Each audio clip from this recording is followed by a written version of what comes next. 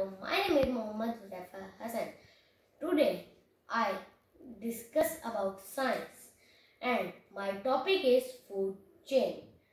What is food chain? A food chain shows the food relationship between organisms. A food chain starts with a producer, for example, a plant which can make its own food.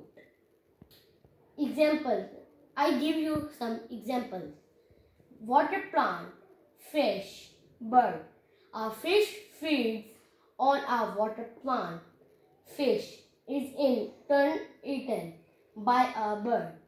This food relationship can be represented by the food chain.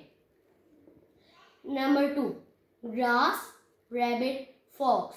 In this example, grass is called the producer because it makes food. Grass is eaten by rabbit and rabbit is eaten by the fox. Rabbit and fox are called consumer. I hope you got my points in about food chain. Thank you. Allah Hafiz.